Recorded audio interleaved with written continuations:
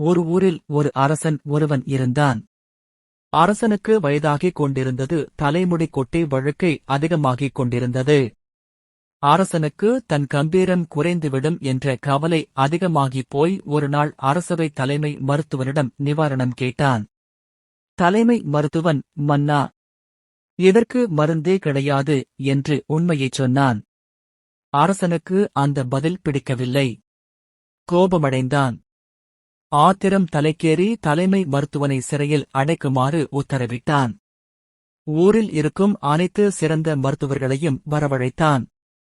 ஒரே வாரத்தில் தன் பிரச்சனைக்கு தீர்வு கண்டு பிடிக்குமாறு பணித்தான். மருத்துவர்கள் அனைவரும் கூடி விவாதித்தனர். அரசனிடமிருந்து எப்படி தப்பிப்பது என்றுதான் தீவிரமாக யோசித்துக் கொண்டிருந்தார்கள். அவர்களில் ஒரு துடிப்பான இளைஞன் இருந்தான். பிரச்சனைக்கு தன்னிடம் தீர்வு இருப்பதாக கூறினான். அனுபவம் முதிர்ந்த வயதான மருத்துவர்கள் கூட்டத்தில் இருந்தனர். அவனை பார்த்து சிரித்தனர். வழுக்கைக்கு தீர்வா? போய் வேறு வேலை இருந்தால் கவனியப்பா என்று கூறினர். நாள் செல்லச் செல்ல அவர்களுக்கு அரசனிடமிருந்து தப்பிக்கும் வழி தெரியவில்லை. அரசனை இந்த நிலையில் சந்தித்தால் கண்டிப்பாக தலைமை மருத்துவனுக்கு நேர்ந்த கதிதான் தமக்கும் நடக்கும் என்று எல்லோருக்கும் புரிந்தது. கதி கலங்கிக் கொண்டிருந்தார்கள். அப்போது இளைய மருத்துவன் திரும்பவும், என்னை நம்பினால் நம் எல்லோருக்கும் விடிவு நிச்சயம் என்று கூறினான். வேறு வழியில்லாமல் அனைவரும் அவன் வழியில் செல்ல ஒத்துக்கொண்டார்கள். அவனோ, மருந்தை நேரடியாக அரசனிடம்தான் தருவேன் என்று கண்டிப்பாகச் சொல்லிவிட்டான். அடுத்த நாள் சபை கூடியது.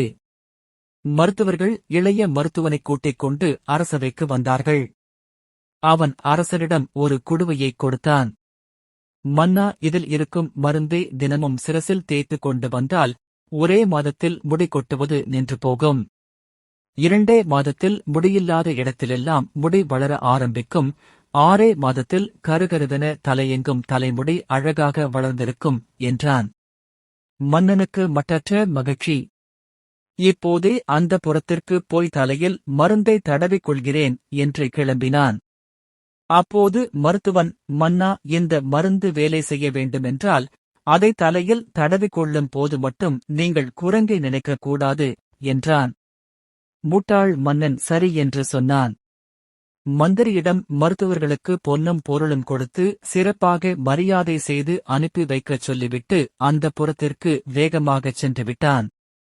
மருத்துவர்களும் தப்பித்தோம் பிழைத்தோம் என்று ஊரை விட்டே ஓடிவிட்டார்கள்.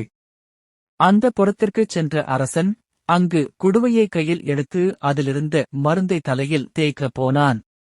அப்போது அவனுக்கு மருத்துவன் சொல்லிய பக்குவம் கவனத்திற்கு வந்தது. குரங்கை நினைக்கக்கூடாது என்று நினைத்தவுடன் குரங்கை பற்றி நினைக்க ஆரம்பித்து விட்டான். என்ன முயற்சித்தும் அவன் நினைவிலிருந்து குரங்கை அகற்ற இயலவில்லை. மன்னனுக்கு மருத்துவனின் தந்திரம் புரியவில்லை. சற்று நேரம் கழித்து முயற்சிப்போம் என்று வேறு வேலையில் ஈடுபட்டான். ஆனால் ஒவ்வொரு முறை அவன் மருந்தை கையில் எடுத்த போதும் மருத்துவனின் அறிவுரை மனதில் தோன்றி அவனுக்கு குரங்கு பற்றிய யோசனை வந்து கொண்டே இருந்தது. பல நாள் திரும்ப திரும்ப முயற்சித்துவிட்டு இந்த சிரமத்திற்கு பேசாமல் வழக்கையாகவே இருந்து விடலாம் என்று தீர்மானித்துவிட்டான். இந்த கதை நமக்கு என்ன உணர்த்துகிறது என்றால், ஆபத்து காலத்தில் நாம் புத்திசாலித்தனமாக செயல்பட்டு தப்பிக்க வேண்டும். இந்த இளம் மருத்துவரைப் போல